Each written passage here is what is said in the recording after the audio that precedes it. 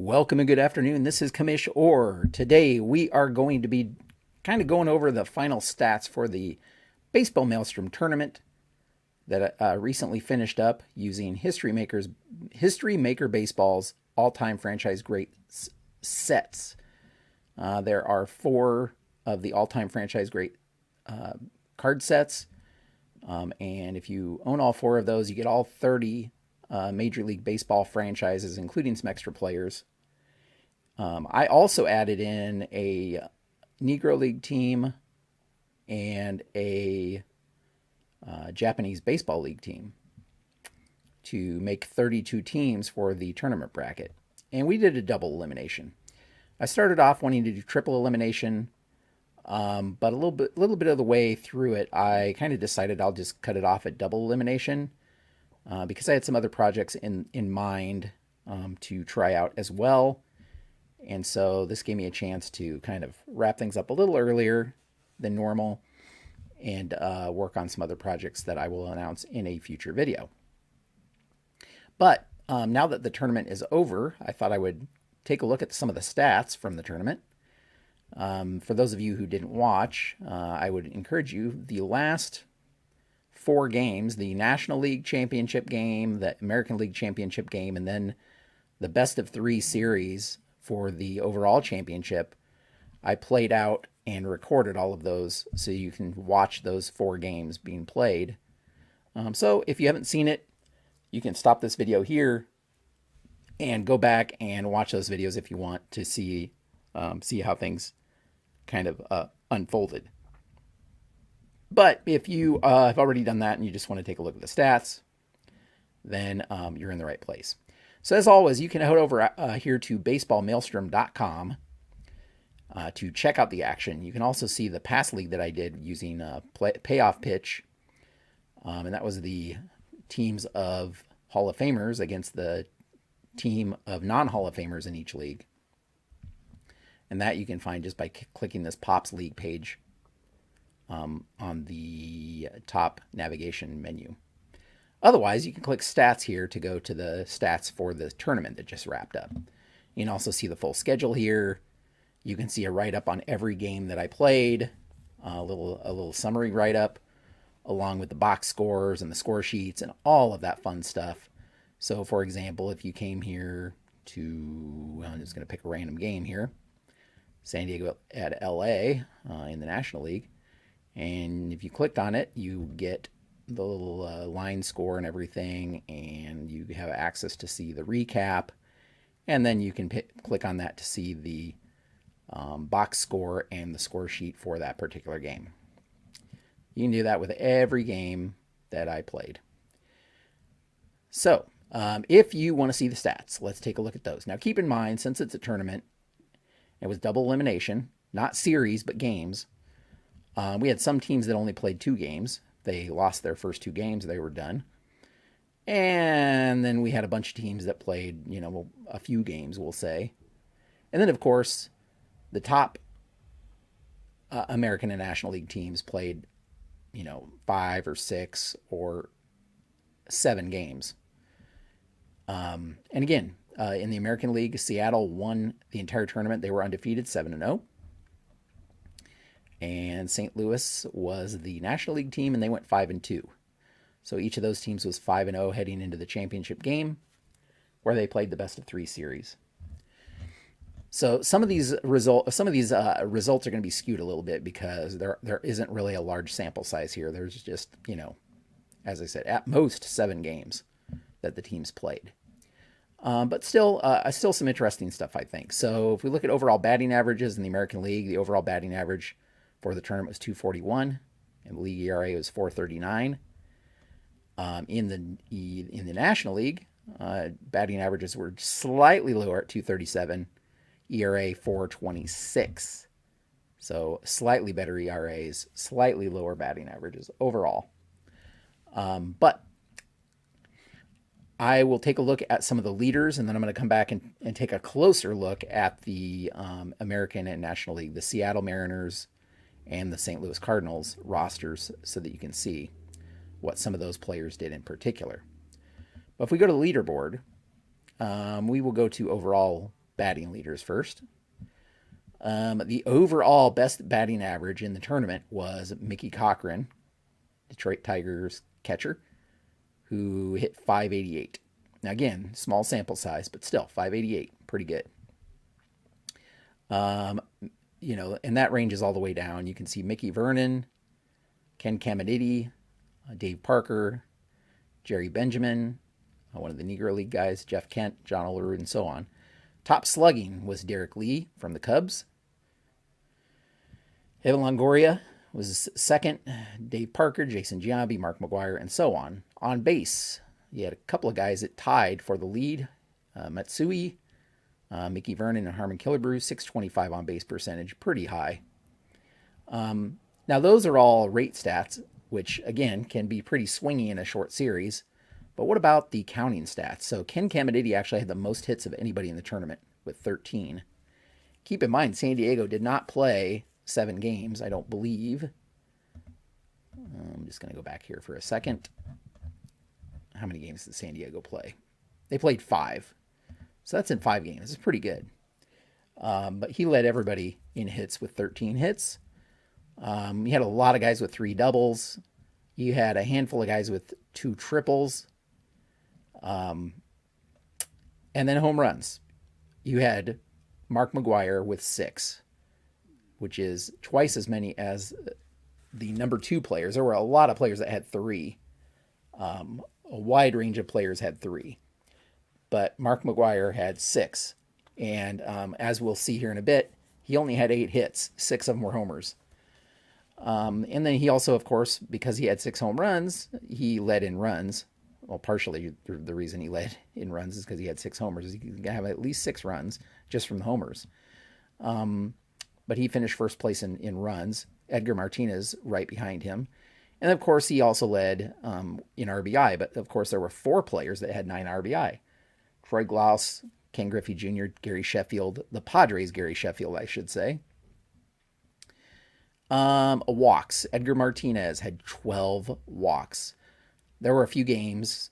I know he walked 4 times at least once in a game. Just crazy.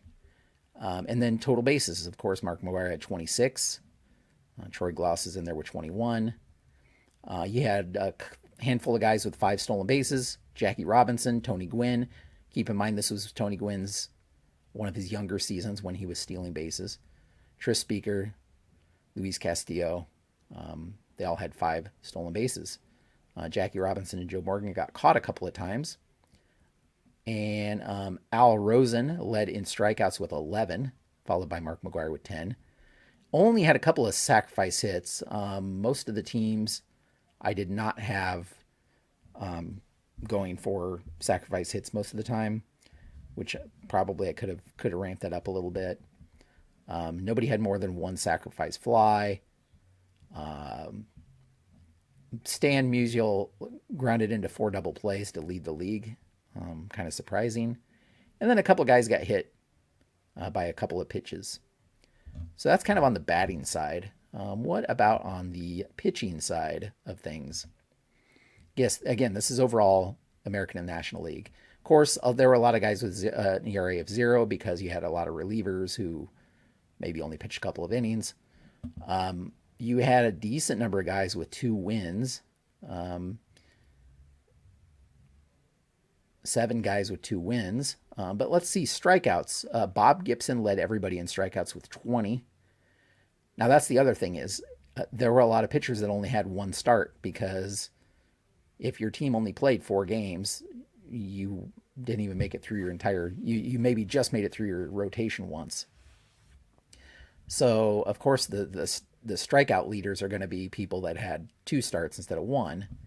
But still, 20 strikeouts in 2 starts is pretty good for Bob Gibson there. We had 4 guys with 4 saves. 1 on each of the 2 championship teams. And then with some more rate stats. Again, a lot of this is going to be dominated by relievers who only pitched a couple of innings. But even still, noteworthy, I think, that base runners per 9 innings, there were a handful of pitchers that didn't allow a single base runner. And I mean, they may have only pitched an inning or two, so that's part of that. As far as starters go, Kevin Brown with Miami Marlins only allowed 4.2 base runners per 9 innings in his 2 starts. Very good. Nobody had more than 1 loss, which is surprising. Greg Maddux led in allowing 4 homers, which again is a little surprising. Dizzy Trout induced 4 double plays to lead the both leagues. And then walks. Hal Newhouser, Detroit starter, allowed 10 or walked 10 batters to lead both leagues again. And that may have only been in 1 start. I think it may have only been in 1 start. He walked a lot of guys in that start. And then quality starts, again, you have a good number of guys that had 2 quality starts, which isn't entirely surprising because they're guys at the top of the order or the top of the rotation for these teams. And so they tend to be a little bit better. So there's kind of the individual player stats. Let's take a look at the Seattle Mariners as a team. They were 7-0, as I noted. They didn't lose a game. And if we look at the team stats, we can see that in terms of best batting average, Griffey was hit .367 with a .424 on base and a .600 slugging. He had a couple of homers. They had 3 guys with 3 homers. They had Jay Buhner, Edgar Martinez, and Brett Boone all had 3 homers. Jay Buhner and Brett Boone both had 2-homer games. And Edgar Martinez was just, I mean, he only hit .238, but he had a .515 on base because of all those walks and a .667 slugging because of the homers. Buhner hit .308 with a .692 slugging and a .419 on base. So they had a lot of guys that are right in the middle of the heart of the order there that were getting on base quite a bit. Now, A-Rod was in there too, but he only hit .200, only had 1 home run. Now, granted, it came in the final 2 games, but didn't really, I mean, offensively wasn't that much of a threat overall in the tournament. And then you had like Adrian Beltre, who was 1 for 25 in those 7 games. You know, just terrible. He hit .040 and had an on base of 143. Just terrible. Just terrible. Looking at their pitching, again, the top is going to be dominated by the relievers. But still, I think that says a lot that you had some solid relievers here that were winning some of those close games that they needed. So 4 of their 7 wins were from their relievers. In fact, you had a couple of they had 6 saves overall. But yeah, 4 of those wins came from their relievers.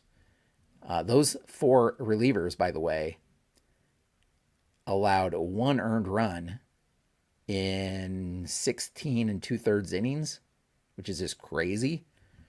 In fact, they allowed 12 hits in those 16 2/3 innings, not a single homer. So they didn't allow a home run. If we look, none of their relievers allowed a home run. So they allowed each of their starters, Iwakuma, Johnson, and Hernandez, each allowed 1 home run, and that was it. Freddie Garcia was in there as a starter too, but he didn't allow a home run. So as a team, they only allowed 3 home runs in 7 games, which is crazy and probably one of the reasons that they were able to win, despite having a team batting average of .229. Their opponents only hit .228.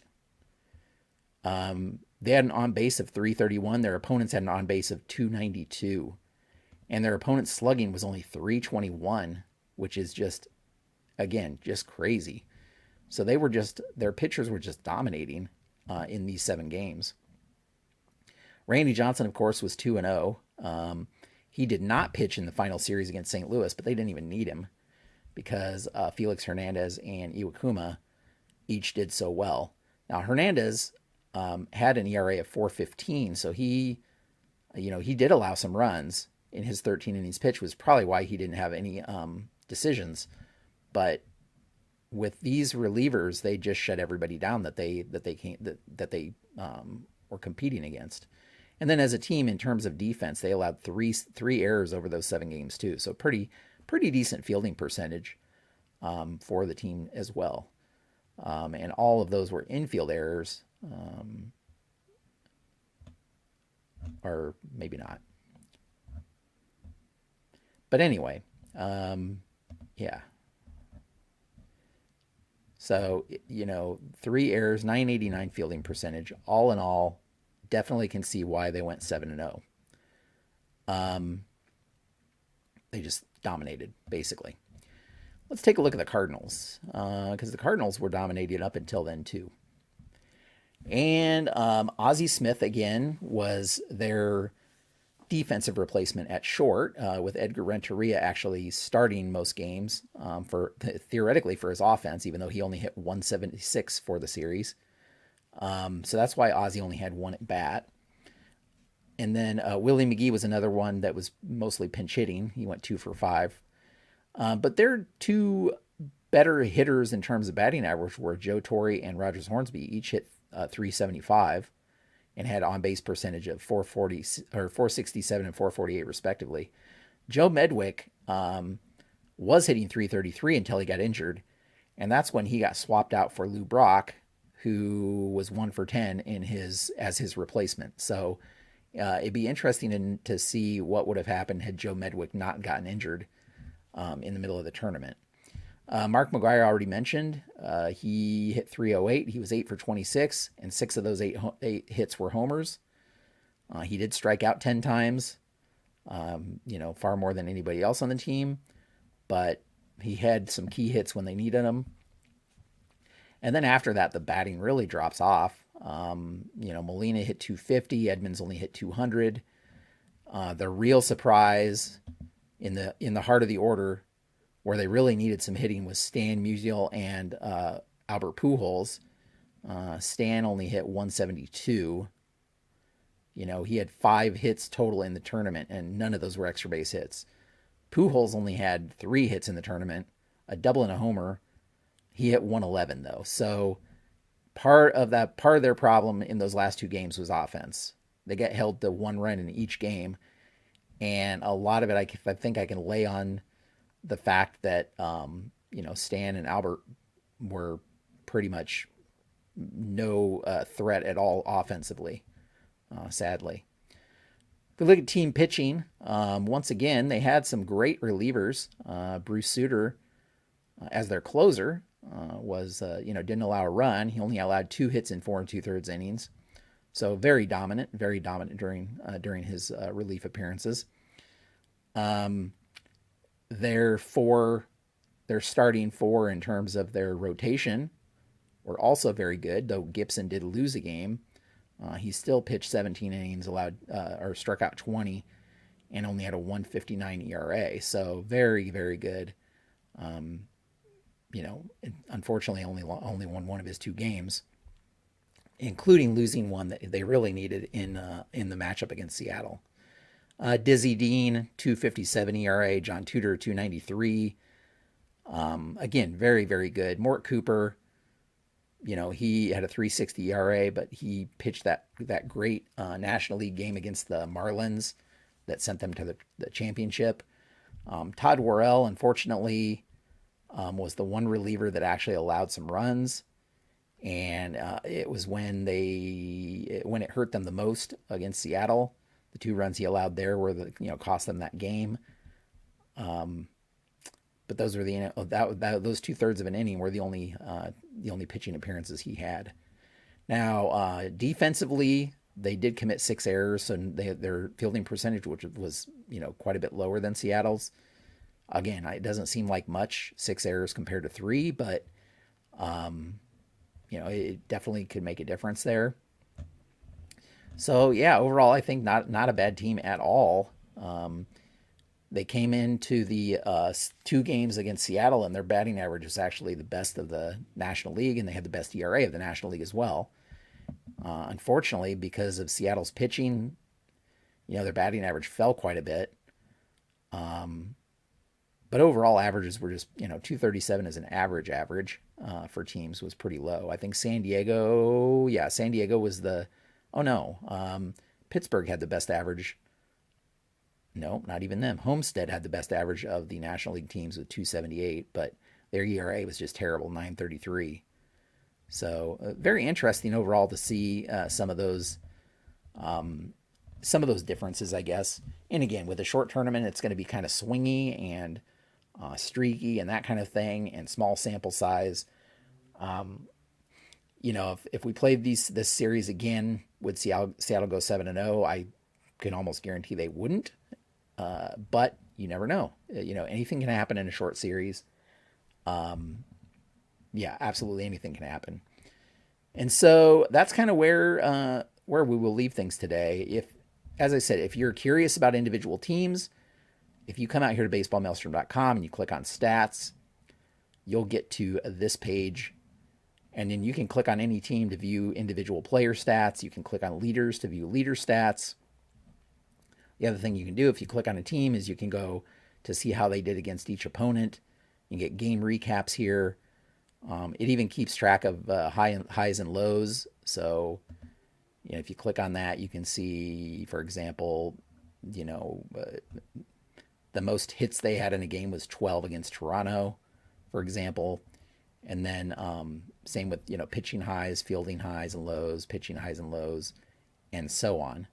And then you even have player highs. So if you go to player highs, you see, who led the team in certain categories in pitching and hitting. So very interesting stuff. I use a ball score and ball stat to figure out the stats. That's kind of what generates these pages that you see. I'd really like to switch to something else because it's not being ball score and ball stat are not being updated anymore. However, ball score and ball stat provide a lot of stats. They generate web pages like this, which is very handy, and they allow you to see a score sheet in a traditional score sheet format. And like Digital Diamond, which would probably be the system I would use or switch to, does not provide that opportunity. You can see box scores and you can see game logs and stuff like that, but you can't see like the score sheet like you see it there. So anyway, that's a short recap for you.